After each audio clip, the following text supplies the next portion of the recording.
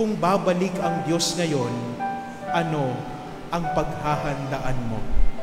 That is why the second phase of Advent is preparedness, paghahanda.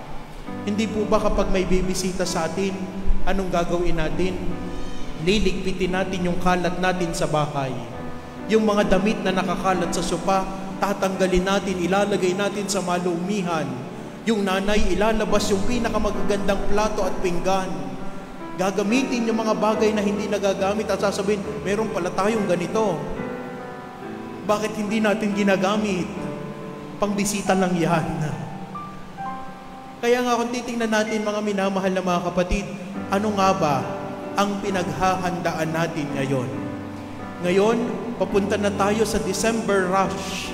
Marami sa atin ang magiging aligaga. Ano ang aking ireregalo? Ano ang decorations ng aking bahay? Ano ang isusuot ng aking mga anak? Marami tayong pagkaabala. Marami tayong pinaghahandaan. Sabi nga nila, 500 pesos, may Noche Buena ka na. E di ikaw, ano, kayo lang ang kakain ng masarap? Kaming mga ordinaryong Pilipino'y walang karapatang kumain ng masarap? Mga minamahal na mga kapatid, ang dami-dami nating pinaghahandaan. Pero kung titingnan natin, sa paghahanda bang ito, nakikita ba natin si Kristo? Yes, we can prepare external things, but sometimes we forget to prepare our heart. Nakakalimutan nating ihanda ang ating puso. Kaya nga, ang pangalawang mukha ng Adbyento ay paghahanda.